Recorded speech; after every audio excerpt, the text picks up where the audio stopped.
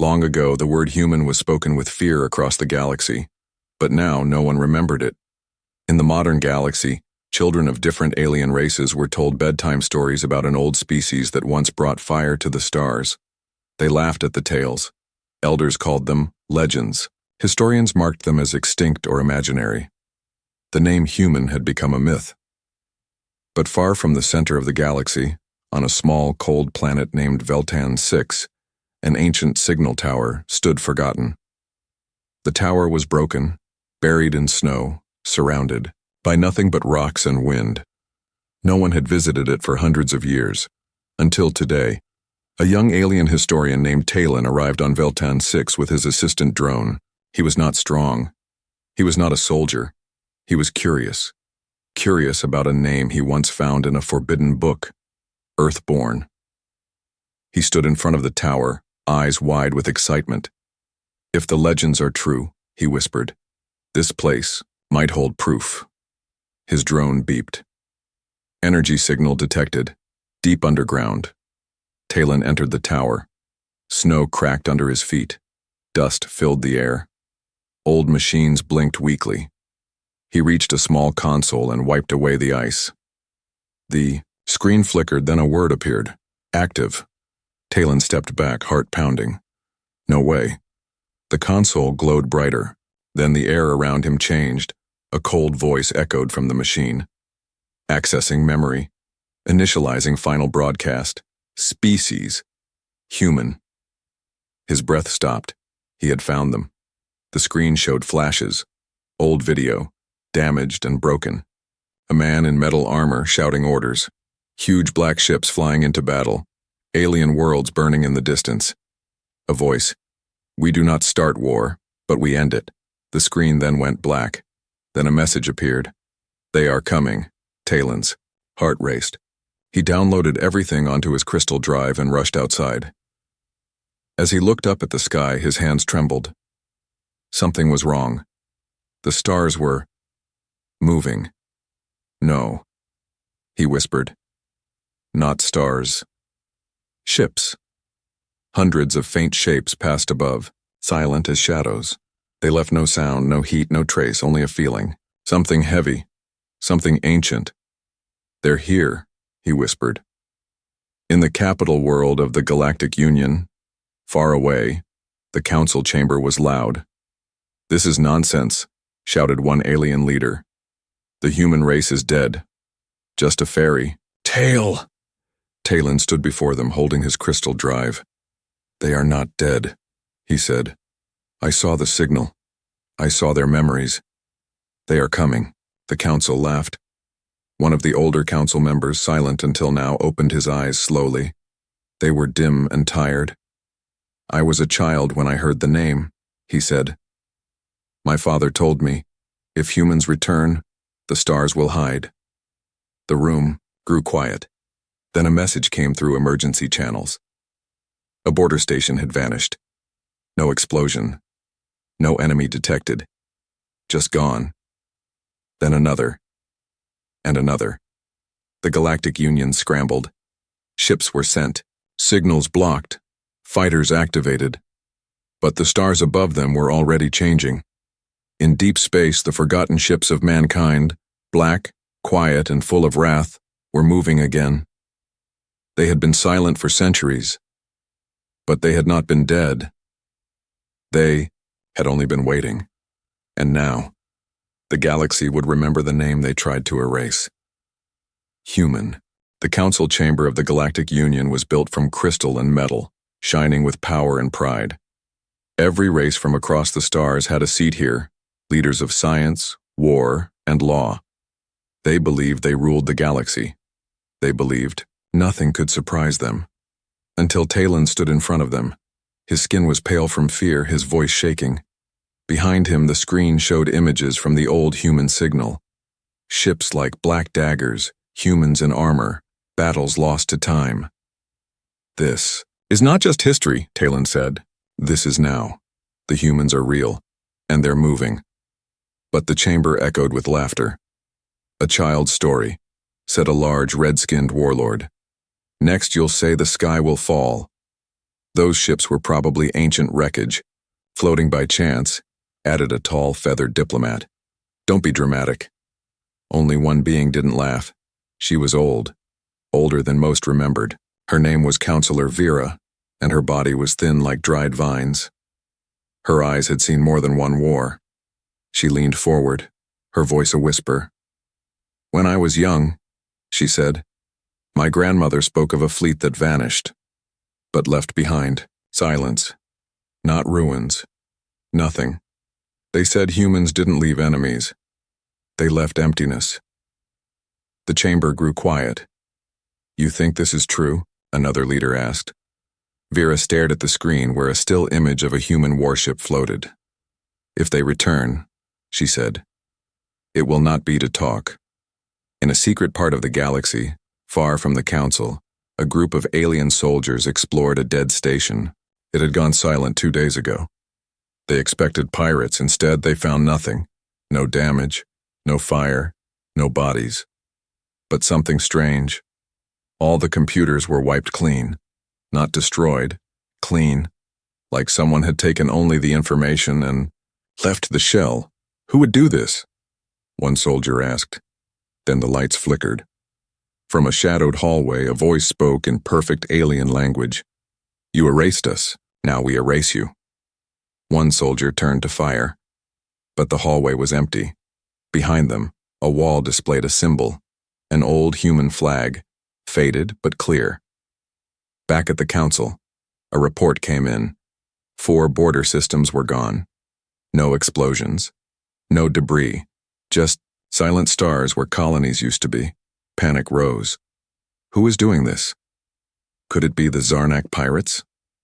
Or some new AI threat? Talon stepped forward. You still don't see it, he said. You don't want to see it. He tapped a control. A new image filled the screen, from a deep probe camera. It showed an armada, huge ships in a formation never seen before, silent, unregistered, ancient, and at the center, a massive ship shaped like a broken crown. It pulsed, with white light. The file labeled it, Human Fleet, Status, Unknown, Codename, Return. Someone whispered, they were never legends. They were just waiting. The laughter in the council chamber was gone now, replaced by cold, heavy fear. But it was already too late. Far above their skies, hidden just beyond the nearest moon, the first human fleet had already arrived. Deep in the void beyond the council's star systems, a scout ship named Seren 9 drifted through quiet space. Its mission was simple: investigate the strange signals, confirm or deny the rumors, return home. The crew was young, confident, and, armed with the best alien tech, they were not afraid, until space changed. Captain, the stars. They're wrong, said the navigator, staring out the front window. Impossible, the captain replied. Stars don't move. But they had. The stars were gone. No warning, no explosion, just darkness. The void itself had shifted. And then, they appeared. No sound, no light jump. Just, suddenly there. 12 ships, black as oil. Smooth, sharp, tall. Lined in strange glowing symbols. They didn't move, they didn't aim weapons, they simply watched. What are those? The engineer whispered. No one answered. The computer tried to scan them. It failed. Not jammed. Refused. The screen went blank. Then a symbol appeared. An old human word never seen by this crew before. Return. The captain swallowed. Try to contact them, open all channels. They did. No reply, just silence. Then the alien ship's power vanished. Lights off, gravity gone, air cold. And from outside, a single human ship approached. Not fast, not threatening, just calm. When it came close, their windows froze from the inside. Shapes moved in the frost, figures of men and women. Soldiers, eyes glowing, hands reaching. The alien crew screamed. One officer collapsed, clutching his head. They're inside, he shouted. Not the ship, my mind. And then, the human ship vanished, and the alien ship powered back on. Everything worked, but something had changed. Each screen now showed a single sentence written in perfect alien language. First contact has been made. Second will not be peaceful. The Serene Nine returned to the capital. The crew refused to speak for days, their eyes hollow, their minds broken. When one finally spoke, his voice was soft. "We fired at them," he said. They didn't move. They just watched. And smiled. In the council chamber, fear finally won over pride. Emergency meetings began. Defense systems were activated across the galaxy. But it was too late. More human ships arrived. Not attacking, just appearing. Every day, new systems reported sightings. Not near borders, deep inside safe space. They had already passed defenses, they had already mapped the stars, they had already remembered. Talon, now given full access to ancient records, discovered the final truth. They left on purpose, he said. They disappeared to become legends. Why? Asked Counselor Vera. Talon showed them the old human message, hidden in a locked archive. Legends are stronger than truth. When they return, no one will be ready. And now, the galaxy was not ready. But the humans were. Fear has no sound. But across the galaxy, it began to speak. Not with words, but with silence. Systems went dark. Supply routes vanished. Communications failed, but no enemy came. No explosions. No invasions. Just absence. The kind of absence only one name could bring: human. In the floating city of Vayreal, home to the galaxy's greatest thinkers, students once studied war history as strategy games. They laughed when they saw old human tactics, chaotic, emotional, illogical. Now they played those same battles again, not for fun, but to learn how to survive. The game always ended the same. Humans won. Even when outnumbered, even when surrounded, even when already burning. In the core system of Drashal, a high-ranking general watched security footage on loop. 12. Human ships had entered orbit. They didn't fire. They didn't speak. They just hovered, perfectly still. Every time the general looked away, he swore the ships got closer. But sensors said they didn't move. Then came the sound. Not through speakers. Inside his head. "We remember," he screamed. On hundreds of planets, the same began to happen. Dreams of human faces. Ghostly whispers in native tongues. Old children's books showing up in libraries. Books no one had written, but everyone recognized. Always ending with the same words. "We were forgotten. Not anymore." Panic broke out. Leaders tried to calm the people. They called the ships ghost tech. They called the events shared hysteria. They blamed pirates, AI, viruses. But the people didn't believe them. They believed their dreams. They believed the fear. Back in the council, Commander Talon was now a voice people listened to, but even he was afraid. "They haven't fired a single weapon," he said, "and already half the outer colonies are abandoning their posts." Counselor Vera nodded. "Because fear is their first weapon. Always has been." Talon tapped his console. A projection appeared. A human ship was seen floating over an old battlefield, one where long ago humans and aliens fought the last war from that place. A signal had been sent. Simple, slow, one word. Soon.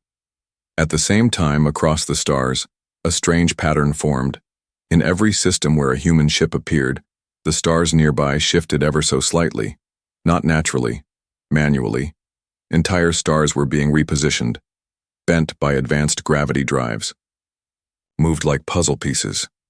"Why would they move stars?" someone asked. Talon stared at the map, eyes wide. "They're not making war. They're writing a message." Civilizations began collapsing, not because they were attacked, because they were afraid to be. Banks fell. Governments shut down. Citizens refused to leave their homes. And across it all, the human ships watched, still, silent, and smiling. For weeks, the galaxy saw only ships, silent, cold, watching. But now, for the first time in over 500 years, A human spoke. On the planet Elveron Prime, the sky turned white. Not from fire, from projection. Above every building, every ship, every screen, a face appeared, not cruel, not angry, just calm. A man, maybe 40, brown skin, dark eyes, short hair, no uniform, no weapons, just a black shirt with a single symbol on the chest. Earth. He looked straight ahead and spoke in every language at once, even the ones long dead. You forgot who we were, we didn't. His voice was soft, but every living being in the galaxy stopped to listen. We were erased from your books, buried in your songs, turned into stories. He blinked slowly. You called us myths, but legends never die. And now we've come to ask. The screen paused. Why? Panic spread instantly. In the council chamber, leaders shouted over each other. Is it real? Why ask questions now? Why not just attack? Talon stood silently. He felt something. The human wasn't speaking with hate. He was speaking with pain. On the prison moon Zariel 9, an old alien sat alone. He was once a warrior, now forgotten. He stared at the human's face and whispered, I fought them once. I saw what they did, but I also saw why they did it. On every planet after the message, a small sphere appeared, floating in the sky, silent, silver, glowing blue. People were afraid to touch them, but one child did. Her name was Mira. She was 6 years old, and she was not afraid. The sphere opened and showed her a memory. A human woman crying, holding her child as bombs fell. A voice spoke. We were like you. We loved. We bled. We hoped. Then it ended, and the sphere vanished. Across the galaxy, millions saw these memories. They weren't just videos. They were feelings, raw, unfiltered. Hope, rage, loss, courage. Entire cities stopped to watch, and for the first time, they understood. In the council chamber, the human face returned. We will wait one more day. Speak your truth, or live in your lie. And if you choose silence, then silence will be your future. The message ended. The human face disappeared, and the stars above the galaxy blinked once, like eyes opening. Talon stood before the council, his voice quiet. They didn't return for revenge. They returned for answers. But no one knew what the humans would do if those answers were never given. One day.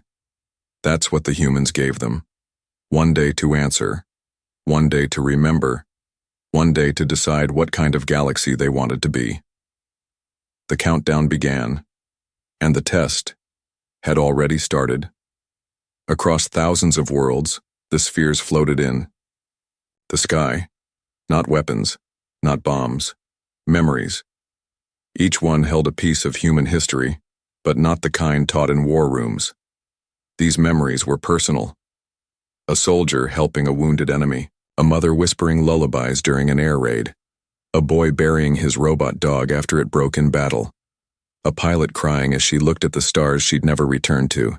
They weren't showing power. They were showing pain. On the moon of Corytha, a famous general touched a sphere. He collapsed, shaking. I felt their last breath, he said. They didn't hate us. They feared becoming us. A merchant family on Zorix watched a memory of a human father saving an alien child during an invasion, sacrificing himself to protect someone not his own. They cried. On every planet, the same question echoed.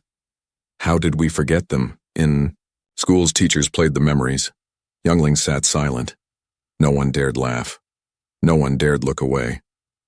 A little girl raised her hand and asked, if they remember love, why are we so afraid of them? The teacher had no answer. In the shadows of the council chamber, a meeting took place. The decision was simple. Confess the truth or deny it forever. Talon stood at the center. He had seen enough. They don't want war, he said. They want to be remembered. They want their pain to mean something. One counselor, full of pride, slammed his fist. We owe them nothing. But Vera, the elder, whispered, we owe them everything. As the sun set on the final day, the last memory sphere played on the galactic broadcast. It showed the Earth, green, blue, beautiful, and then burning, cities falling, skies cracking, oceans boiling, not from war, but from abandonment. They weren't destroyed by us, Talon said. They were destroyed by being forgotten. The final message from the human fleet arrived. Not a threat, not a demand, just a quiet sentence. We gave you our memories, now give us yours. In response, something unexpected happened. Ordinary people across the galaxy began to send their own memories. A farmer from Rythe shared a story of the first human he met. Kind, quiet, strong. A healer from Halvan shared a picture drawn by a human child patient who never came back. A warrior from Drox admitted he once owed his life to a human sniper who vanished after saving him. Memories poured in, truths buried for centuries, were rising, and in deep space the human ships received them, one by one. Silent, processing, feeling. The countdown reached 0. Everyone held their breath. But nothing exploded. No light. No fire. No death. Instead, the stars themselves changed. 12. Stars across the galaxy moved slowly into new formation. When viewed from above, they formed a shape.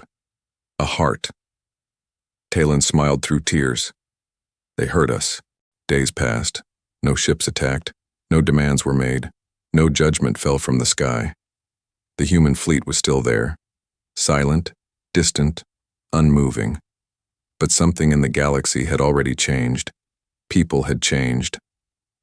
In the marketplace of Doran 3, where once children traded toys made from plastic and metal, they now made new ones. Models of human ships, human faces, human flags, not as enemies, as legends. One boy painted the words under his toy, never forgotten again. In the Grand Library of Zarela Prime, a new section was added. Earthborn archives open to all, no lies, no filters, just truth, written in every language, recorded in every voice. On the Council world, something even more shocking happened. An official apology was sent. Not hidden. Public, signed by every species of the Union, broadcasted across the stars. Talon read the final line aloud. To those who were turned into ghosts by our silence, we remember you now, and we will never forget again. And then, the human ships moved. For the first time since their return, they turned slowly, away from the galactic core, toward the edge of the stars. They didn't speak. They didn't wave. They just left. The stars behind them glowed brighter for a moment, as if saying goodbye, then faded. The galaxy watched, wondering, was that the end? Weeks later, on a quiet moon near the edge of space, a farmer woke to find a strange object in his field. A small metal cube. Not dangerous, not glowing, just still. When he touched it, it opened. Inside was a single piece of paper, ancient human paper, yellow with age, and written in soft black ink. We are still watching. Keep your stories true. And one day, we might come home. Deep in the void, far beyond any map, the human fleet waited. They had no empire, no throne, no desire for war, only one mission now, to make sure the galaxy never forgot again. Because they knew something the others didn't. Legends are not born from power. Legends are born when memory survives the silence, and in every corner of space, from the smallest child to the oldest elder, whenever someone looked up at the stars, they always paused and whispered, "They're still out there,